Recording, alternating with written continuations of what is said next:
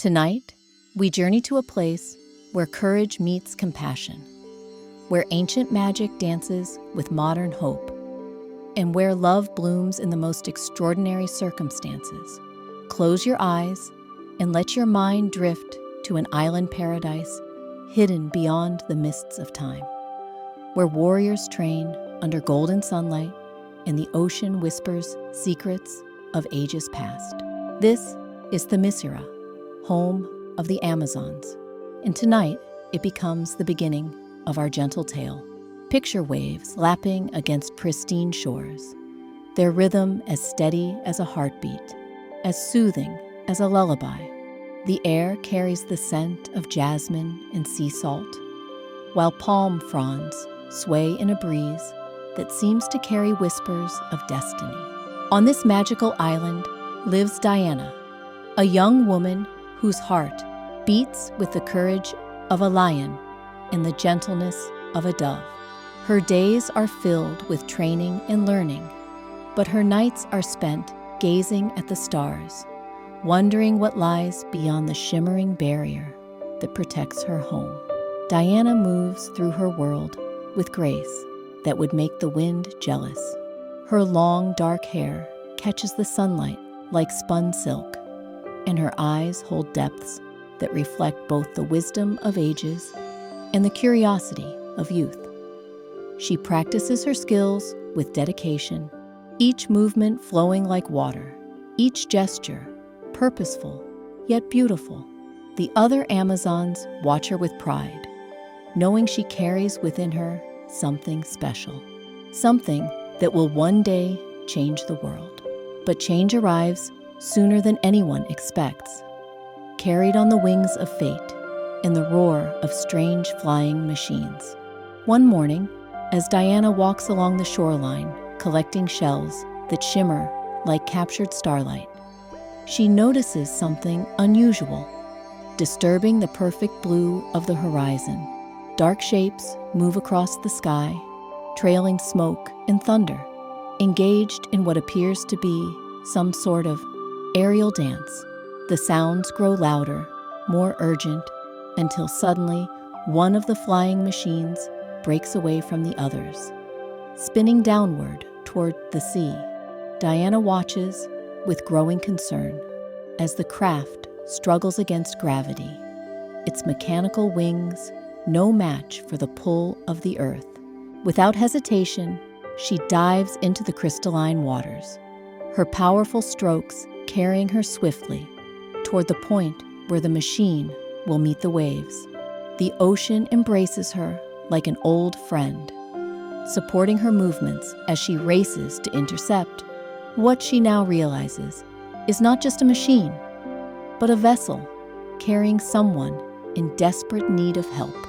The flying machine hits the water with a tremendous splash, sending up a fountain of spray that catches the morning light like scattered diamonds.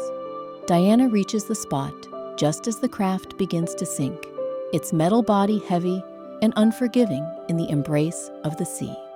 Through the clear water, she can see movement inside, someone trapped and struggling against the inevitable pull toward the ocean floor. With strength that seems to flow from the very earth itself, Diana grasps the machine and begins to pull it toward shore. The weight would challenge even the strongest of mortals, but she moves with purpose, her powerful legs kicking rhythmically as she tows her burden through the waves. The water seems to part before her, as if the ocean itself wishes to aid in this rescue. As she drags the craft onto the sandy beach, Diana can hear labored breathing from within. The machine is unlike anything she has ever seen, all sleek lines and strange materials, clearly the work of a world beyond her island paradise. She circles the craft, searching for a way to free its occupant, until she discovers a section that appears to open. With careful strength, she pries it wide, revealing the most unusual sight she has ever encountered. Inside lies a man, unconscious but breathing, his face peaceful despite the ordeal he has just survived. His hair is the color of wheat fields under summer sun, and even in unconsciousness, there is something noble about his features. He wears clothing unlike anything Diana has seen. Practical garments in muted colors that speak of a world very different from her own. Most intriguingly, he bears no weapons, no armor, nothing that suggests he is a warrior. Yet something about him speaks of courage and determination. Diana carefully lifts him from the wreckage, surprised by how light he feels in her arms, how fragile compared to the Amazon warriors she knows. She carries him to a shaded spot beneath the palm trees, where the sand is soft and the ocean breeze will keep him cool. As she settles him gently on the ground, she notices small details that intrigue her. His hands are calloused, but gentle, the hands of someone who works with purpose, but treats the world with care. Kneeling beside this mysterious stranger, Diana finds herself studying his face with growing fascination. There is something about him that stirs feelings she has never experienced, a warmth that spreads through her chest like sunlight breaking through morning clouds. She reaches out tentatively, her fingers barely brushing the hair back from his forehead, marveling at how different his features are from those of her Amazon sisters, yet how perfectly they seem crafted by some divine hand. The man stirs slightly at her touch, his eyelids fluttering like butterfly wings. Diana draws back, suddenly aware that she is looking upon someone from the world beyond, the world her mother has always warned her about. Yet as she watches him, she feels no fear, only curiosity and a strange sense of recognition, as if she has been waiting her entire life for this moment without knowing it. Slowly, gradually, the stranger's eyes begin to open, revealing irises the color of storm clouds over a summer sea. At first, his gaze is unfocused, confused, but as awareness returns, his eyes find Diana's face and grow wide with wonder. For a long moment, neither speaks, both caught in a spell of mutual amazement that seems to slow time itself. The man struggles to sit up, wincing slightly from his ordeal, but his gaze never leaves Diana's face. She can see questions forming in his expression, confusion mixed with awe, as if he cannot quite believe what he is seeing. When he finally speaks, his voice is gentle, respectful, tinged with the accent of distant lands. "Are you real?" he asks, the question barely above a whisper, as if speaking too loudly might shatter this impossible vision. "Or have I died and found myself in some corner of paradise?" Diana finds herself smiling at his words, charmed by the gentleness in his voice, despite his obvious confusion. "You are very much alive," she assures him, her own voice carrying the musical quality of someone raised among the sounds of wind and wave. "Though you came very close to joining the sea permanently. What is your name, stranger from the world beyond?" The man attempts to stand, moving carefully, but with obvious strength. Even injured and disoriented, there is something graceful about his movements, something that speaks of natural athleticism and coordination. "Steve," he says, extending his hand in a gesture Diana doesn't recognize, but somehow understands. "Steve Trevor, and I owe you my life, though I'm not entirely sure how I came to be here, or who you are."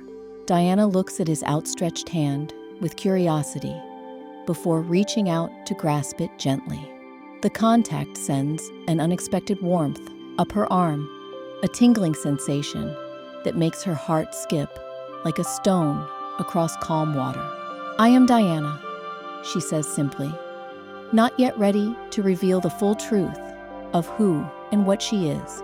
"And you are on Themyscira, though I suspect that name means nothing to you." Steve's eyes grow wide as he looks around, truly seeing his surroundings for the first time. The pristine beach, the crystal clear water, the lush tropical paradise that stretches beyond them all seem to exist in a realm of impossible beauty. "It's incredible," he breathes, his voice filled with genuine wonder.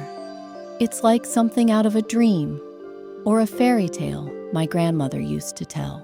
As Steve takes in the magnificent landscape, Diana finds herself seeing her home through his eyes, recognizing for the first time how extraordinary her world must appear to someone from beyond the barrier. The realization fills her with a strange pride, mixed with an equally strange longing to share more of her world with this gentle stranger who fell from the sky. The afternoon sun begins its slow descent toward the horizon, painting the sky in shades of gold and rose that reflect perfectly in the calm waters surrounding the island. The moment feels suspended in time, as if the world itself is holding its breath, waiting to see what will unfold between the Amazon princess and the pilot who crashed into her carefully ordered existence. Neither Diana nor Steve yet understands that this moment, this meeting on a beach between two worlds, will change everything they thought they knew about life, about duty, and about the incredible power of two hearts that recognize each other across the vast differences that separate their worlds. Steve struggles to his feet completely now, brushing sand from his unusual clothing, while his gaze continues to sweep across the paradise that surrounds them. Diana watches his movements with growing fascination, noting how he favors his left shoulder slightly, evidence of his harrowing journey through the sky. The concern that fills her heart surprises her with its intensity, this immediate caring for someone she has known for mere moments. "You're injured," Diana observes, stepping closer with the natural grace that marks all her movements. "Let me help you." She reaches toward his shoulder, then pauses, suddenly uncertain about the customs of his world. Among the Amazons, caring for the wounded is as natural as breathing. But this man comes from a place she knows nothing about. Steve notices her hesitation and offers a gentle smile that transforms his entire face, making his storm gray eyes crinkle at the corners. "That would be very kind of you, Diana. I think I wrenched something when my plane decided to take an unscheduled swim." His attempt at humor, even through obvious discomfort, reveals something fundamental about his character that Diana finds deeply appealing. With careful hands that have been trained in both warfare and healing, Diana examines Steve's shoulder through his torn jacket. Her touch is light but sure, and she can feel him relax under her ministrations. The simple act of tending to his injury creates an intimacy between them that neither expected, a quiet moment of trust that speaks volumes about the people they are. "Your flying machine," Diana says softly as she works, "was it damaged in battle? Those other craft I saw seemed to be pursuing you." The question carries weight, hinting at a world beyond her island that knows conflict in ways the Messira has long forgotten. Steve's expression grows serious, shadows passing through his eyes like clouds across the sun. "There's a war happening out there, Diana, a terrible war that's consuming nations and destroying lives. Those were enemy fighters, and they were indeed trying to stop me from completing my mission." He pauses, studying her face with growing curiosity. "But how is it that you know nothing of this? The whole world is at war." The innocence in Diana's expression, as she considers his words, touches something deep in Steve's chest. Here, in this impossible paradise, exists someone untouched by the darkness that has engulfed his world. The realization fills him with both wonder and a fierce protectiveness he doesn't yet understand. War. Diana repeats the word, slowly, as if tasting something bitter. My people have known peace for centuries. We are protected here, hidden from the conflicts of the outside world. She finishes tending his shoulder, her hands lingering perhaps a moment longer than necessary. But you speak of it as if it touches everyone, everywhere. Steve nods gravely, then catches himself, not wanting to burden this gentle soul with the harsh realities of his world. It does, I'm afraid, but enough of such dark topics. Tell me about this place, about your people. How is it that you live in such beauty, while the rest of the world has forgotten what paradise looks like? Diana settles gracefully beside him on the warm sand, drawing her knees up and wrapping her arms around them in a gesture that makes her seem younger, more vulnerable. The pose allows Steve to see past the strength and confidence she carries so naturally to the curiosity and wonder that lie beneath. The Mysera has always been a part, she begins, her voice taking on the cadence of someone sharing ancient stories. My people, the Amazons, were created to protect and nurture, to show the world what it could become if it chose love over hatred, wisdom over ignorance. But the world beyond our shores grew dark with conflict, and so we withdrew, keeping our island hidden behind barriers that protect us from discovery. Steve listens with rapt attention, drawn not just by her words, but by the musical quality of her voice, the way she speaks of incredible things, as if they are the most natural truths in the world. Amazons, he says wonderfully, like the warriors of legend. But you don't seem like any warrior I've ever heard of. A smile plays at the corners of Diana's lips, mysterious and knowing. Appearances can be deceiving, Steve Trevor. An Amazon is trained from childhood to be both protector and healer, to fight when necessary, but to choose peace whenever possible. We are taught that true strength lies not in the ability to destroy, but in the wisdom to know when destruction serves a greater good. The sun continues its descent, painting the sky in deeper shades of orange and purple. The air grows cooler, carrying with it the evening songs of tropical birds and the eternal whisper of waves against shore. Steve finds himself completely captivated by this woman who speaks of impossible things with such quiet certainty. You saved my life, he says suddenly, the full weight of that reality settling over him. When my plane went down, you could have let the sea claim me. Why didn't you? Diana turns to look at him directly, her dark eyes reflecting the colors of the sunset. Because life is precious, Steve. Because in that moment, I saw someone in need, and everything I am demanded that I help. Would you have done differently? The question hangs in the air between them, simple yet profound. Steve considers it seriously, recognizing that this woman has just revealed something fundamental about her nature, something that calls to the best parts of his own character. No, he answers finally, his voice quiet but firm. I would have done exactly as you did, though I'm not sure I would have had the strength to pull a drowning aircraft to shore. He pauses, studying her with new respect. There's more to you than meets the eye, isn't there, Diana? Before Diana can answer, the sound of approaching footsteps draws their attention. 3 figures emerge from the tree line, moving with the fluid grace of trained warriors.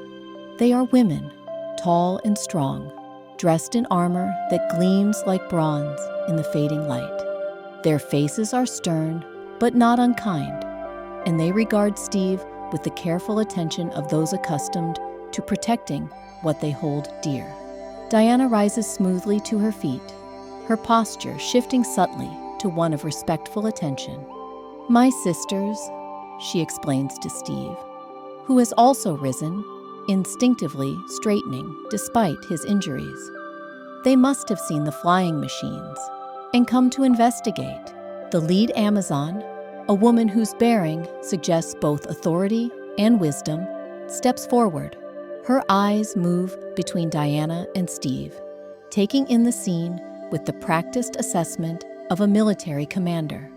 When she speaks, her voice carries the weight of responsibility. "Diana," she says, her tone neutral but questioning, "you have brought a stranger to our shores. This requires explanation." Her gaze shifts to Steve, not hostile, but undeniably evaluating. "You are from the world beyond, are you not?" Steve straightens further, recognizing the moment for what it is. Despite his confusion about where he has found himself, his instincts as an officer serve him well. "I am Captain Steve Trevor," he says, with quiet dignity.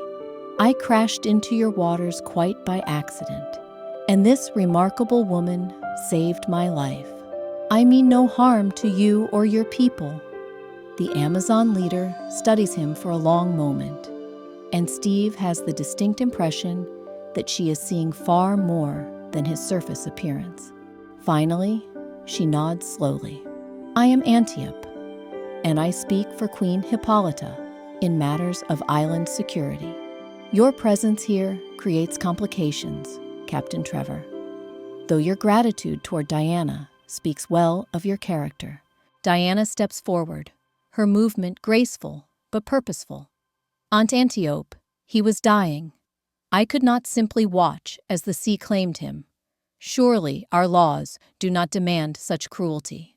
The exchange reveals layers of complexity that Steve is only beginning to understand. This is not simply a tropical paradise, but a society with rules, hierarchies, and traditions that run deeper than he imagined.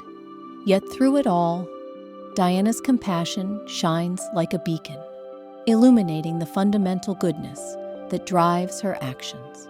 Antiope's expression softens slightly as she regards her niece. "Your heart does you credit, Diana, but the presence of a man from the outside world is unprecedented. Queen Hippolyta must be informed immediately." She turns back to Steve, her manner becoming more formal. "Captain Trevor, you will accompany us to the palace, where your fate will be decided." Steve nods respectfully, understanding that he is completely at the mercy of these people, yet somehow unafraid. Diana's presence beside him provides a comfort he cannot fully explain, as if her very nearness shields him from whatever dangers might await. As the small group begins to move inland, Diana falls into step beside Steve, her proximity both reassuring and electrifying. The path winds through groves of fruit trees, whose branches hang heavy with offerings, past streams that run clear as crystal over beds of smooth stones. Everything about this place speaks of harmony, of a world where nature and civilization exist in perfect balance. "Don't be afraid," Diana whispers to him as they walk, her voice soft enough that only he can hear. "My mother is wise and just. She will see the goodness in you as clearly as I do." Her words warm Steve's heart, even as they raise questions he dares not voice.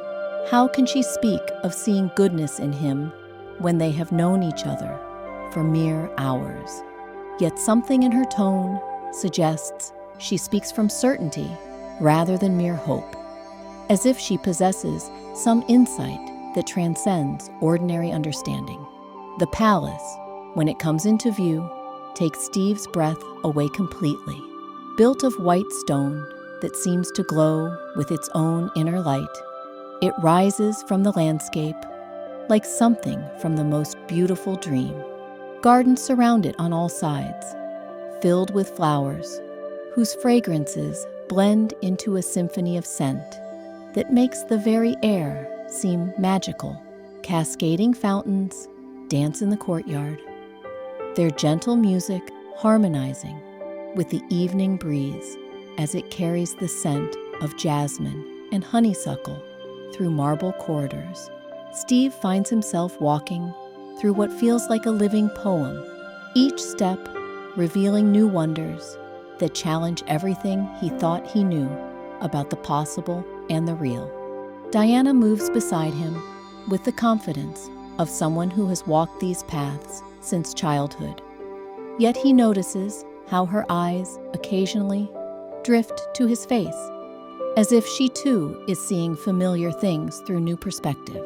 The great hall they enter seems to stretch towards the heavens themselves, its ceiling painted with scenes of stars and clouds that appear to shift and move in the flickering torchlight.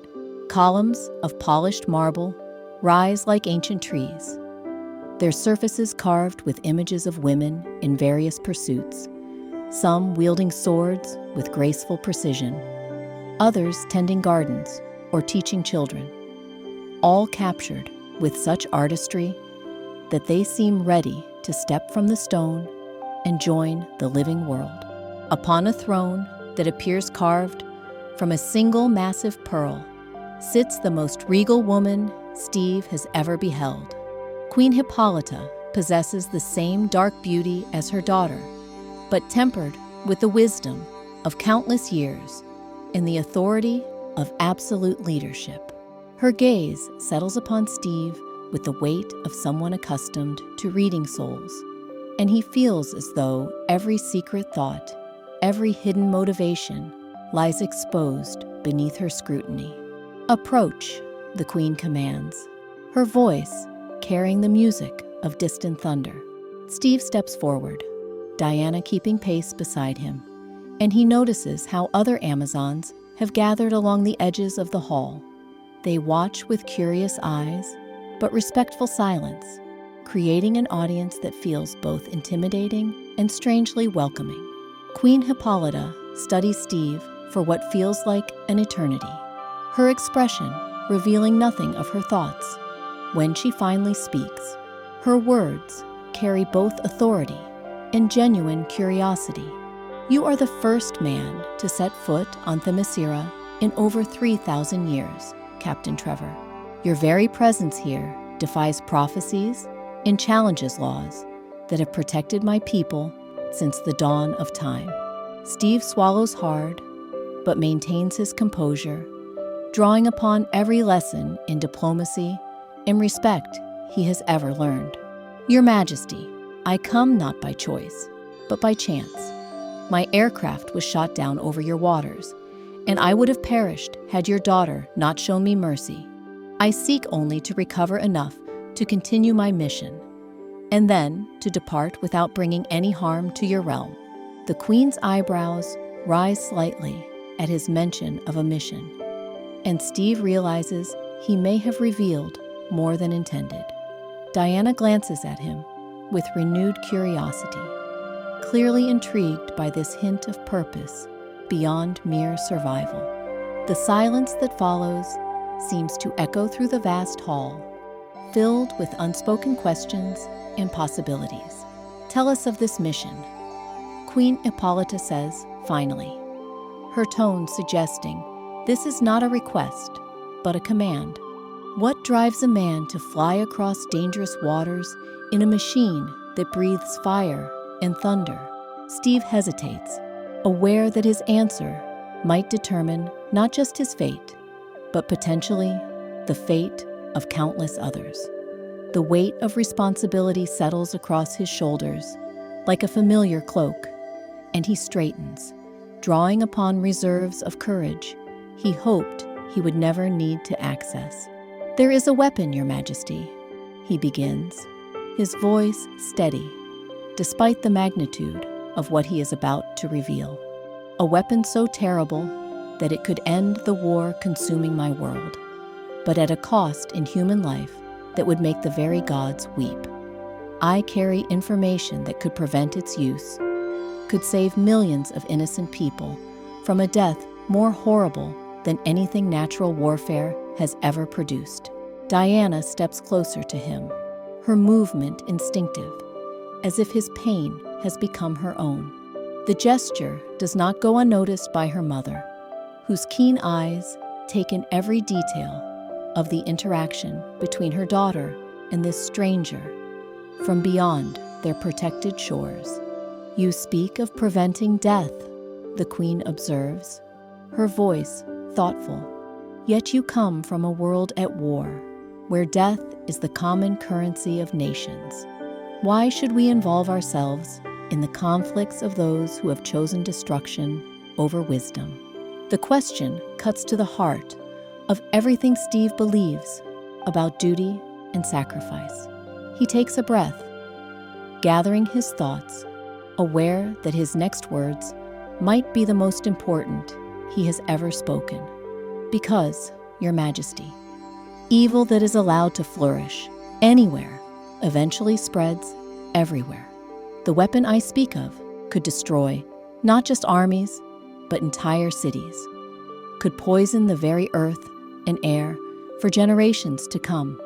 No barrier, however strong, can ultimately protect against such corruption of the natural order." Murmurs ripple through the assembled Amazons, and Steve can see that his words have struck a chord. These women, for all their isolation, understand the balance of the world better than most. They recognize the truth in his warning, even as they struggle with the implications of involving themselves in outside conflicts. Diana moves forward, her voice clear and strong as she addresses her mother. "If what Steve says is true, if such a weapon exists, then we cannot simply hide behind our barriers and pretend it does not concern us.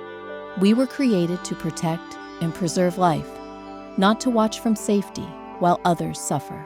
Queen Hippolyta's gaze shifts to her daughter, and Steve can see layers of emotion passing between them. The complex communication of a mother and daughter who understand each other completely, yet find themselves on opposite sides of an impossible decision.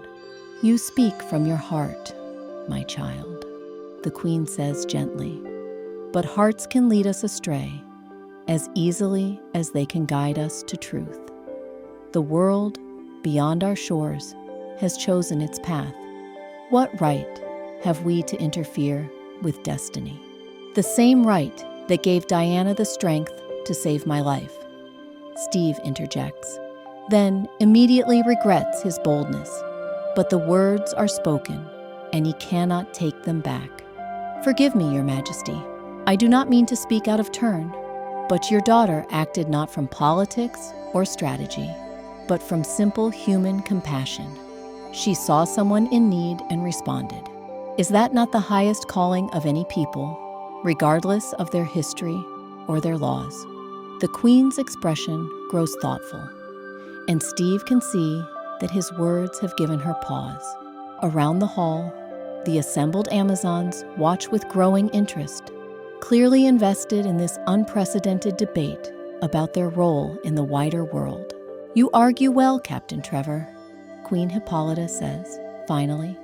"But arguments, however eloquent, cannot change the fundamental reality of our situation. We have remained hidden for millennia because the world beyond our shores has consistently chosen warfare over wisdom, hatred over love. What evidence can you offer that this time will be different?" Steve feels the weight of countless lives pressing upon his answer, the faces of soldiers and civilians alike who depend upon decisions made in rooms like this, by people who have the power to change the course of history. He thinks of his comrades fighting and dying while he stands in paradise, of the weapon that could end everything if not stopped, of the woman beside him whose compassion has already saved one life and might yet save millions more. "I cannot offer evidence," he admits, his honesty raw and complete. "I cannot promise that humanity will suddenly choose wisdom over folly, or that peace will magically emerge from the ashes of this war. All I can offer is my word, that there are people in my world worth saving, people who dream of the same paradise you have created here, who yearn for the peace you have preserved. They deserve the chance to choose their own destiny, not have it chosen for them by those who would use terror as a weapon. Diana reaches out and takes his hand, the gesture simple yet profound in its implications. Her touch sends strength flowing through him, and he realizes that somehow, in the space of a few hours, this remarkable woman has become more important to him than his own life. "Mother," Diana says, her voice filled with quiet determination, "I have trained all my life to be a protector. I have learned the arts of war so that I might serve the cause of peace. If there is truly a weapon that threatens innocent life on such a scale, then my training demands that I act. Not as your daughter, not as an Amazon, but as someone who has been given the power to make a difference." Queen Hippolyta rises from her throne, her movement fluid and graceful. Despite the obvious weight of the decision before her, she descends the steps slowly, each footfall echoing through the silent hall, until she stands directly before Steve and Diana, studying them both with eyes that seem to hold the wisdom of ages. "You ask much," she says finally, her voice soft but carrying clearly through the vast space. "You ask me to send my daughter into a world of violence and hatred, to risk the most precious thing in my realm for the sake of people who do not even know we exist." Steve feels his heart sink, recognizing the tone of refusal in her words. But Diana's hand tightens on his, reminding him that hope is not yet lost. "But," the Queen continues, and the single word changes everything. Diana speaks truly. "We were not created to cower behind barriers while evil spreads unchecked. If this weapon you describe truly exists, if it poses the threat you claim, then perhaps the time has come for Themyscira to rejoin the world we left behind so long ago." The hall erupts in surprised murmurs, quickly hushed as the Queen raises her hand for silence. Steve can hardly believe what he is hearing, while beside him, Diana seems to glow with a light that comes from within, the radiance of someone whose deepest purpose has finally been acknowledged and embraced. "However," Queen Hippolyta adds, her tone becoming stern, "this decision cannot be made lightly or in haste. Captain Trevor, you will remain as our guest while we deliberate. Diana, you will prepare yourself for what may come, but you will not act until I have reached a final decision." Steve bows deeply, overwhelmed by gratitude and the sudden possibility that his mission might not end in failure after all. "Your Majesty, your wisdom and compassion honor everything I have ever heard about the legendary Amazons.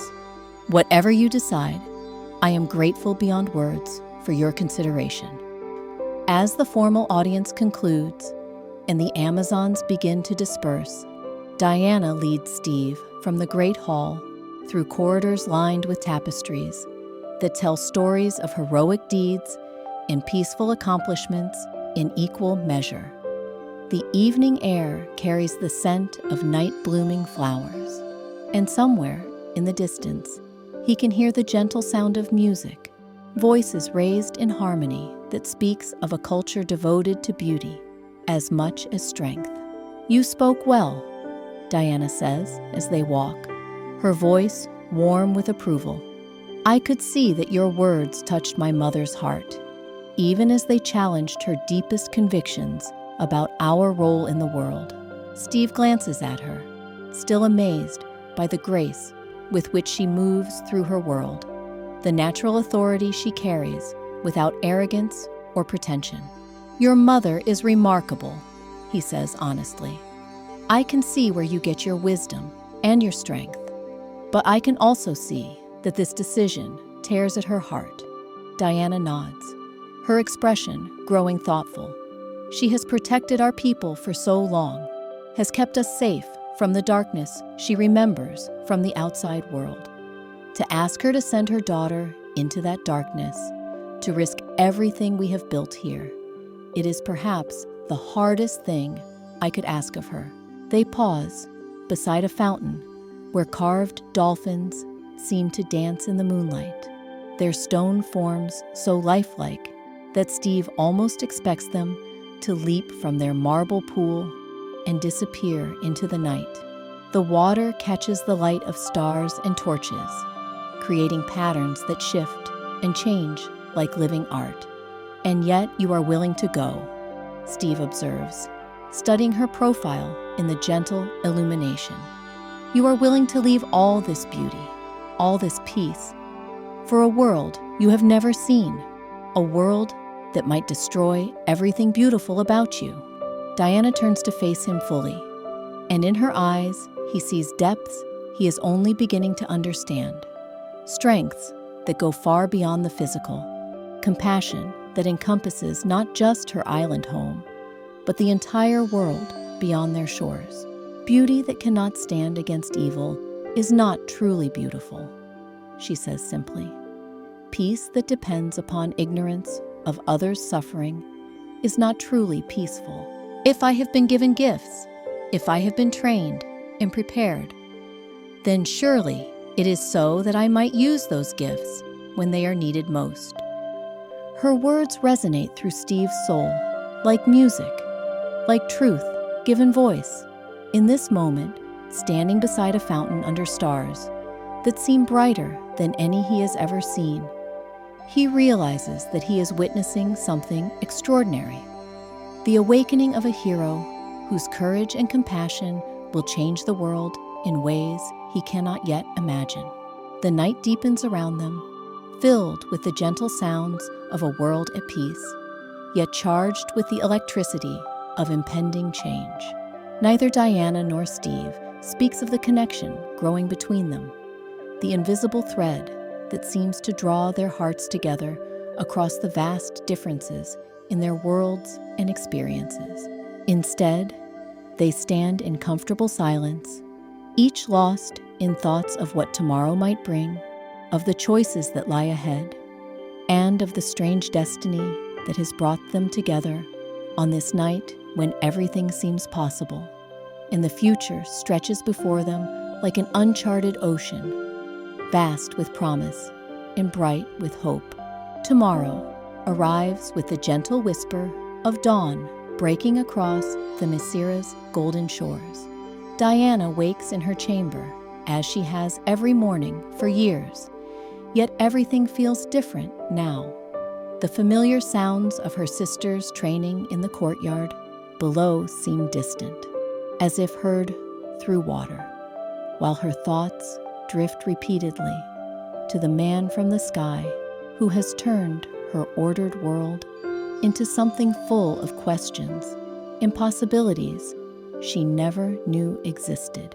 She rises and dresses with unusual care, choosing garments that honor both her Amazon heritage and something she cannot quite name, a desire to look beautiful for reasons that have nothing to do with tradition or duty. Her reflection in the polished bronze mirror shows the same face she has always known, yet her eyes hold a new light, a spark of anticipation that makes her heart beat faster than any training session ever has. Meanwhile, Steve wakes in quarters that seem designed by angels. The room overlooks gardens where flowers bloom in colors that have no names, and the morning breeze carries scents so perfect they might have been crafted by master perfumers working with dreams instead of oils. Despite the luxury surrounding him, his thoughts center not on his incredible surroundings, but on the woman who saved his life, whose voice carries music, and whose presence seems to make the very air shimmer with possibility. A soft knock at his door interrupts his reverie, and he opens it to find Diana standing in the corridor, bathed in morning sunlight that makes her appear almost ethereal. She carries a tray bearing fruits he has never seen, their colors jewel bright and their aromas promising flavors beyond imagination. "I thought you might be hungry," she says, her voice carrying a slight uncertainty that surprises him, as if she, who moves through her world with such confidence, suddenly finds herself navigating unfamiliar territory. These are grown in our sacred groves, where the trees have been tended for 1,000 years. Steve accepts the tray with hands that brush against hers, the contact brief but electric. "You are incredibly kind, Diana. Though I suspect kindness is simply your nature, as natural as breathing." He gestures toward a small balcony where morning light dances on stone. "Would you share breakfast with me? I find that food tastes better when enjoyed in good company." They settle at a small table carved from what appears to be a single piece of amber, its surface smooth as glass and warm to the touch. As they eat, Diana watches Steve with fascination, noting how he savors each bite as if it were a small miracle, how his eyes light up with genuine pleasure at flavors that are commonplace to her, but clearly revolutionary to him. "Tell me about your world," Diana says softly, her curiosity overcoming any hesitation. "Not the war, not the darkness, but the beautiful things. Surely there must be beauty where you come from, moments of joy that make life worth living." Steve sets down the fruit he has been eating, a smile crossing his face as memories surface like butterflies emerging from chrysalises. There are sunrises over wheat fields that stretch to the horizon, painted gold and amber by light that seems to come from heaven itself. There are children laughing in city parks, their voices carrying pure joy that makes even the most cynical adults remember what it means to hope. There are lovers walking hand in hand along river paths, creating their own small worlds of happiness that nothing can touch. His voice grows warm as he continues, painting pictures with words that make Diana see his world not as a place of conflict, but as a realm where beauty and love persist despite the darkness that threatens them. There are musicians playing on street corners, their melodies floating through the air like prayers made audible. There are gardens tended by patient hands, flowers that bloom in defiance of concrete and steel, proving that life always finds a way to assert itself. Diana listens with growing wonder, recognizing in his descriptions echoes of her own world's beauty, understanding that perhaps the divide between their realms is not as vast as she had imagined. "It sounds wonderful," she says softly. "It sounds like a place worth protecting." "It is," Steve agrees, his voice growing serious, but not losing its warmth. "For all its flaws, for all the terrible things people do to each other, it is still a world where love exists, where parents sacrifice for their children, where strangers help each other simply because helping is the right thing to do. That is what I fight for, Diana. Not just to stop evil, but to preserve the good that makes life meaningful." Their conversation is interrupted by the arrival of Antiope, whose expression carries news that will change everything. She approaches with the measured stride of someone bearing important tidings, her armor gleaming in the morning light like captured starfire.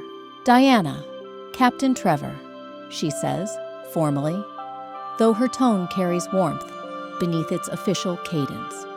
"Queen Hippolyta has reached her decision. You are both summoned to the council chamber immediately."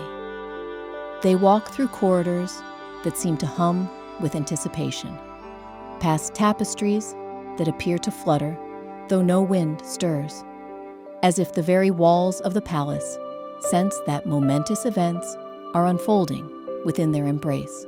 Diana moves beside Steve with grace that seems effortless, yet he can sense the tension in her posture, the careful control that masks deep emotion. The council chamber they enter differs from the great hall of the previous evening. Smaller and more intimate, it feels designed for serious discussion rather than formal ceremony. Queen Hippolyta sits not on a throne, but at a round table carved from dark wood that gleams like polished night.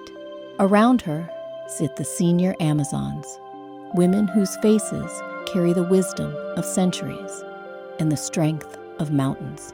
"It's sit," the queen says simply, gesturing to chairs that have been placed for them. Her voice carries no hint of her decision, leaving them to wonder and hope and fear in equal measure. Steve takes his seat with the careful dignity of someone who understands that his fate hangs in the balance, while Diana settles beside him with the poise of someone prepared to accept whatever destiny awaits. The silence that follows seems to stretch like a held breath, pregnant with possibility and heavy with the weight of history, being written in real time.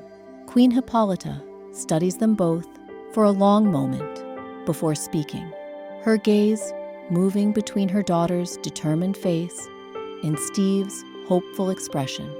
When she finally breaks the silence, her words carry the authority of absolute decision, tempered by the love of a mother who must choose between her heart and her duty. "Captain Trevor," she begins, her voice measured and clear, "your words yesterday moved us deeply. Your description of the weapon you seek to prevent, your obvious dedication to protecting innocent life. These things speak well of your character and your cause. We have spent the night in deliberation, weighing our responsibilities to our own people against our deeper obligation to preserve life wherever it may be threatened." Steve feels his pulse quicken, hope and anxiety warring in his chest as he waits for the words that will determine not just his fate, but potentially the fate of millions. Beside him, Diana sits perfectly still, yet he can sense the energy coiled within her, like a spring wound tight, ready to be released. "We have decided," the queen continues, and the simple phrase seems to echo through the chamber like thunder, "that the threat you describe is too great to ignore. If such a weapon truly exists, if it poses the danger you claim, then Themyscira cannot remain hidden while the world burns. Diana will accompany you on your mission." The words hit Steve like a physical force, relief and gratitude washing over him in waves so powerful he feels momentarily dizzy.